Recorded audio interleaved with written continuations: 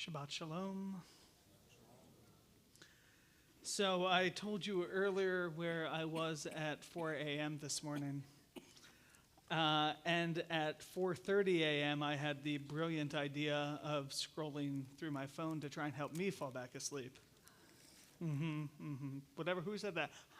You've nailed it. But I did, while I was scrolling through, see a cartoon from the New Yorker featuring a man with a handkerchief explaining it's not the pollen, it's the political climate. Turns out there are many reasons to be run down and tired. We are living, I'll use I statements, I am living in an atmosphere of anticipated dismay.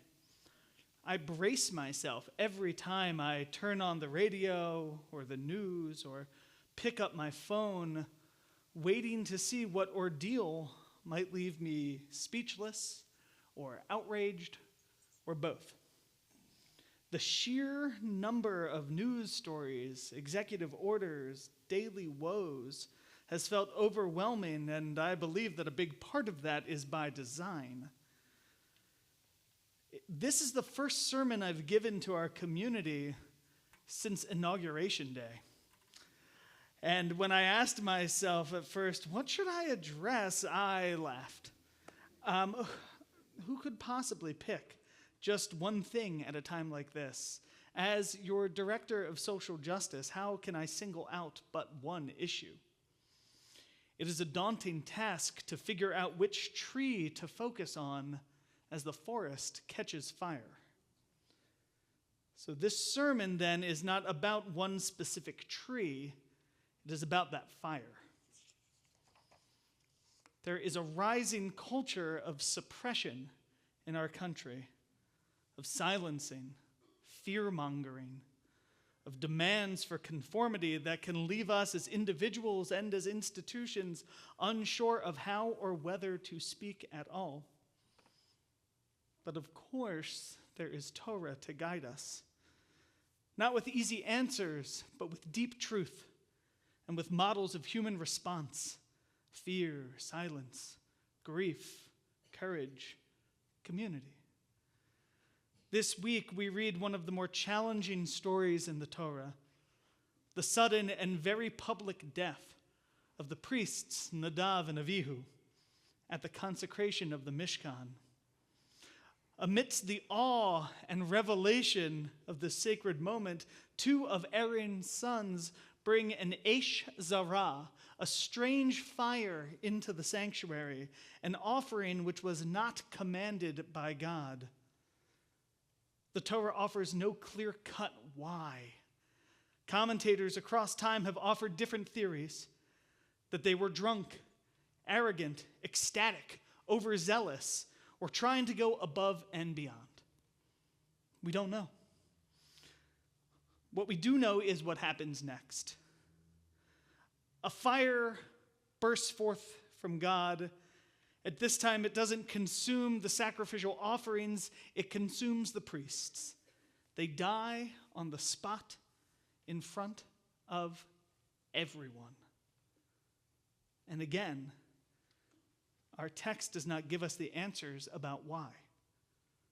It gives us a range of human responses. And through these characters, we begin to see our own possible reactions reflected back to us. I know that this is not the only interpretation of this text, but for this interpretation, I am viewing God's extinguishing of Nadav and Avihu as overly aggressive, unchecked, and lacking due process.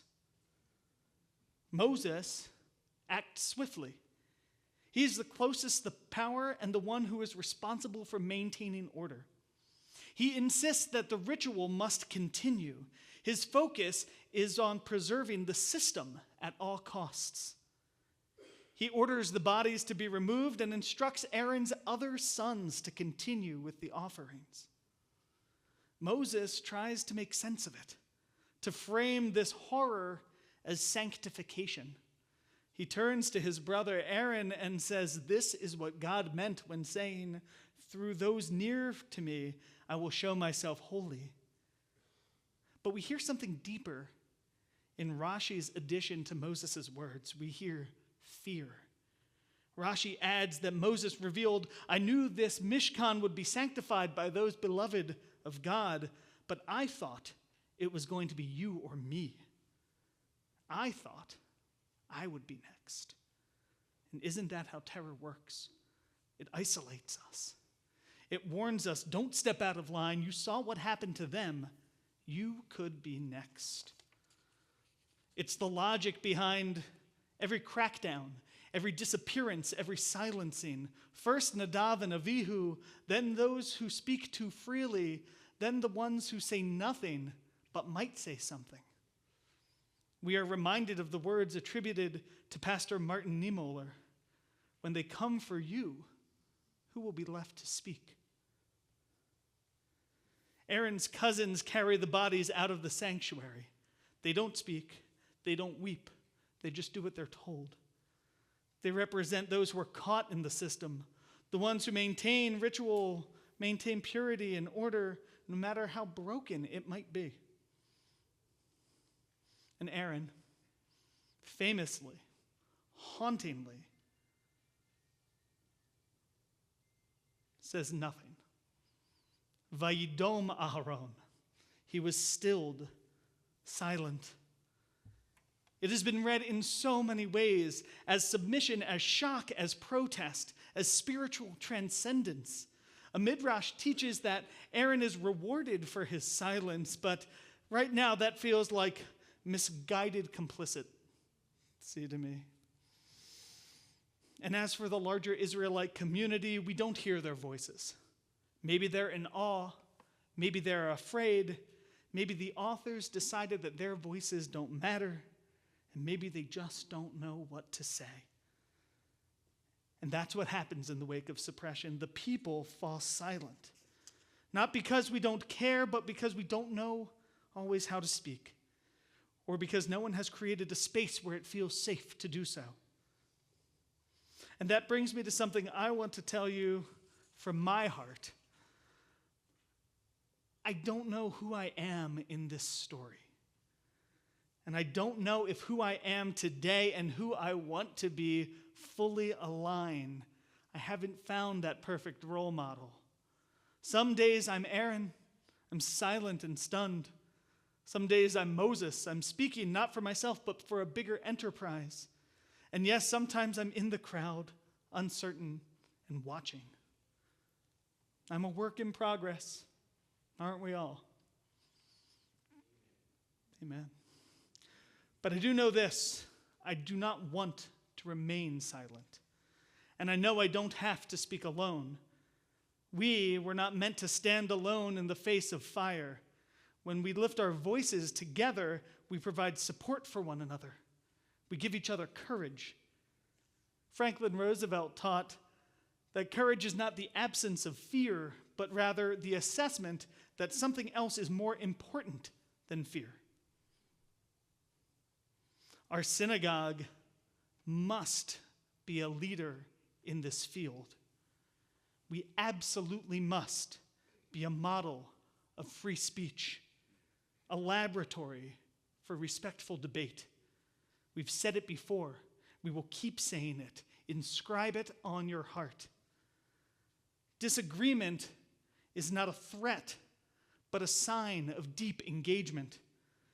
We can speak with integrity and wrestle with differences, and by doing so, hold one another in a deeply affirming community. We must not fall into the false belief that we can only stand in solidarity with people whom with we agree on everything. That's not coalition, that's not community, and that's not Judaism. Truah, the rabbinic call for human rights, affirms their orientation towards coalition by saying, we do not expect, or demand agreement on all issues.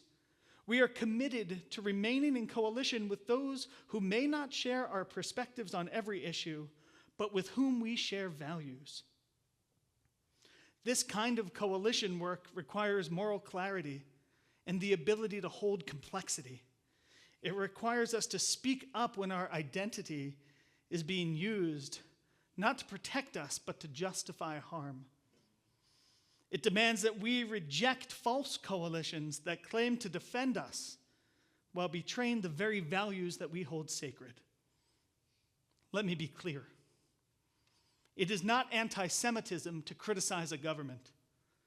It is not love for the Jewish people to trample the rights of others in our name. And it is not protecting Jews to promote white nationalism, restrict immigration, or dismantle civil rights protections. Even when there is risk, especially when there is risk, we must speak, because silence in the face of injustice is too high a price for our souls to pay. So I invite you to raise your voice with this community. Tell the world how you feel. Share your words. Work with your hands. Name your pain. Name your fear. Name your hope. Do it even if your voice shakes. Do it even if you're not sure where it will land. Because what we say and what we stand for matters. That is a true sacred offering. And there is nothing strange about that fire.